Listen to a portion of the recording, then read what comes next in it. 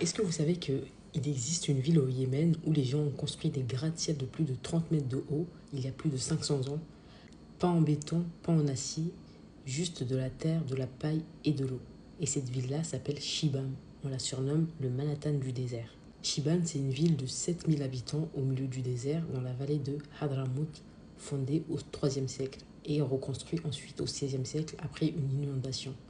Et quand tu la vois de loin, tu comprends direct le surnom de Manhattan du désert.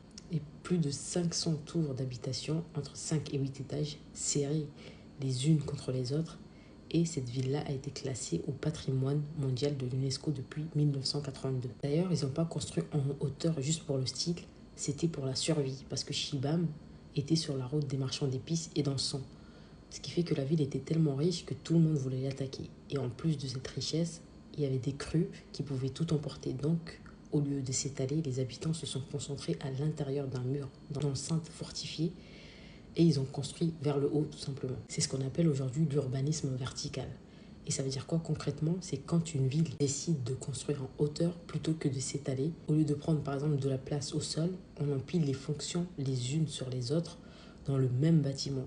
C'est ce qu'on fait aujourd'hui d'ailleurs dans toutes les grandes villes au monde. Sauf que Shibam l'a fait il y a 500 ans.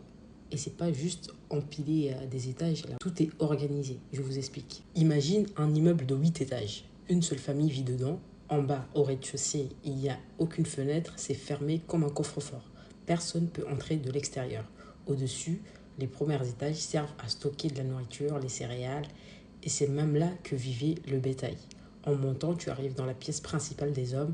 C'est la pièce la plus belle, avec des murs sculptés et des poutres décorées. Et c'est là qu'on reçoit des invités et qu'on fait du commerce. Encore au-dessus, c'est l'espace privé de la famille, les femmes et les enfants. D'en haut, la terrasse où tout le monde se retrouve le soir quand il fait plus frais. En gros, c'est un immeuble entier qui fonctionne comme une maison, mais à la verticale. Le commerce en bas, la vie privée en haut. C'est exactement le principe de nos immeubles modernes, sauf que eux l'ont inventé il y a plus de 500 ans.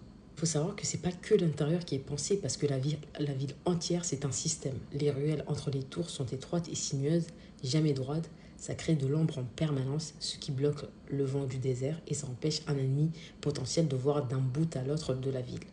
L'UNESCO dit que c'est un des meilleurs exemples d'urbanisme fondé sur la construction verticale au monde, pour vous dire. Et la technique de construction est impressionnante. C'est ce qu'on appelle l'adobé, des briques de terre crue mélangées à de la paille séchée et de l'eau. Quant aux murs, ils sont épais en bas et s'affinent en montant pour alléger la structure. Et la terre fait office de climatisation naturelle, c'est-à-dire elle absorbe la chaleur le jour